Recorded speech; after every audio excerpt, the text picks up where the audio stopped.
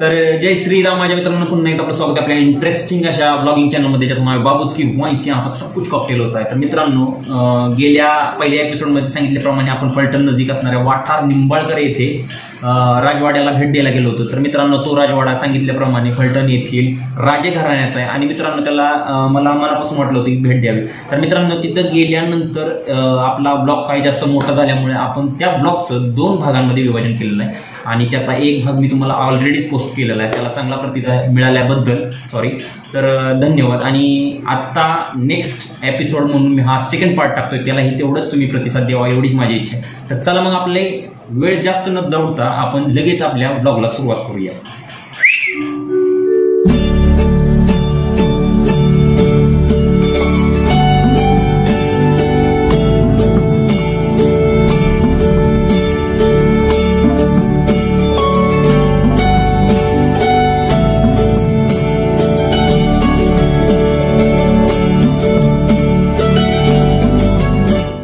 तर एकंदरीत राजवाड्याच्या समोर गेल्यानंतर तेथील काही जी ऐतिहासिक किंवा पौराणिक व्यूहरचना किंवा चित्ररचना होती ती काही अद्भुत आणि अस्मरणीयच होती.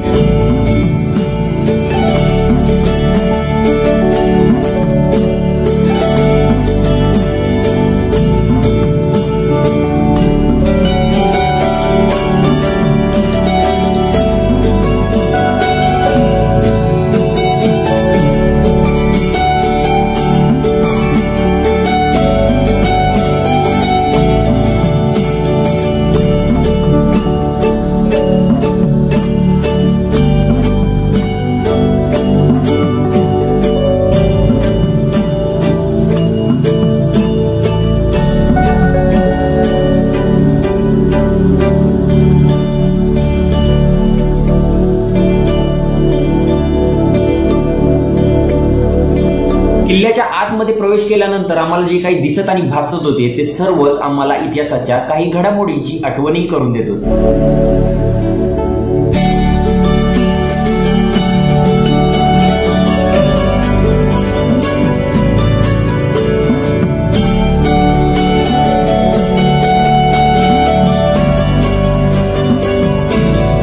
राजवाड्याच्या भल्या मोठ्या तटबंदी, बुरुज तसेच दगडातील असणारे भक्कम काम बघून आम्ही तर भारावूनच गेलो.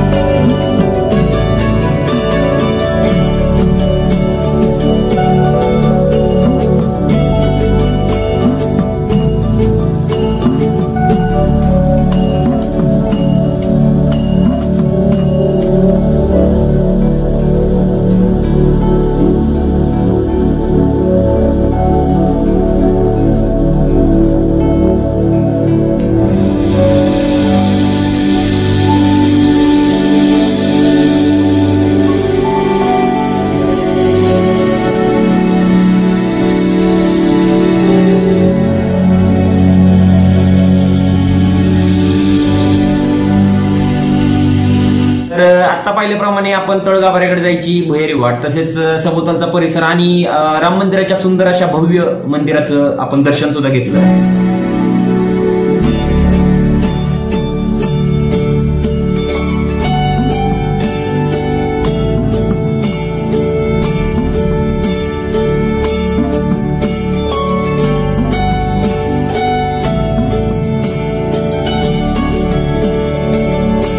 वाड्यामध्ये असणारी आखीव रेखीव दगडांपासून बनवलेली पुरातन विहीर आणि त्या विहिरीची अशी काही वैशिष्ट्य ते पाहून मी तर थक्कच राहत होतो. विहिरीमध्ये गोड्या आणि स्वच्छ पाण्याचा साठा असणं, उन्हाळा पावसाळा हिवाळा पाणी कधीच न कमी होणं आणि तिसरी गोष्ट विहिरीमध्ये भुयारी मार्ग असणं, या गोष्टी मला तर अचंबितच करत होत्या.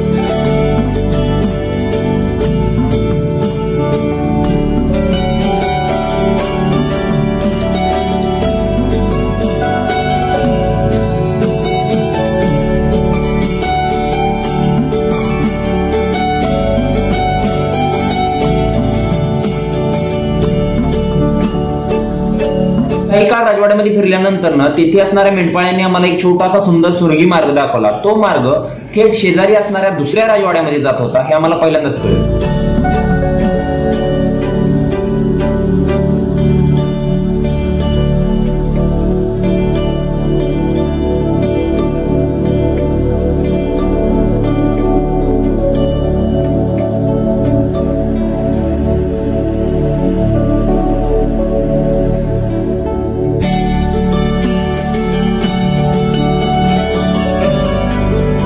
ह्याच्या नजदीक असणाऱ्या राजवाड्यामध्ये फिरल्यानंतर ना आम्हाला असं जाणवलं की त्या राजवाड्याची खूप अशी नासधूस झाली आहे. तिथून आम्ही बाहेर निघालो आणि थेट विठ्ठलाच्या मंदिराला गेलो.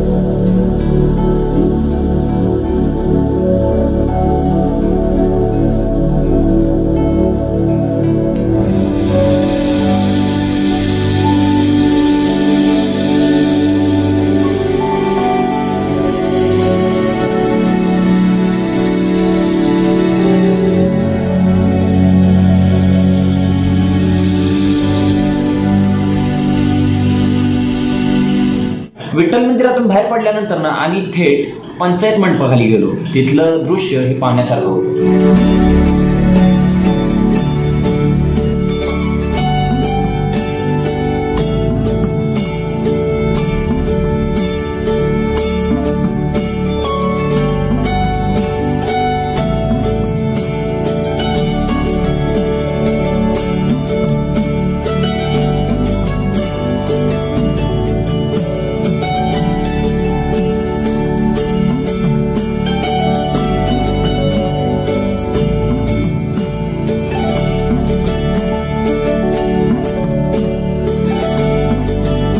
पंचायत मंडपातून आम्ही सरळ धाव घेतली ती महादेव मंदिराकडे आणि गणेश मंदिराकडे. तिथे पोहोचल्यानंतर आम्हाला समजलं की तिथला तर निसर्ग आणखीनच काही सुंदर आहे.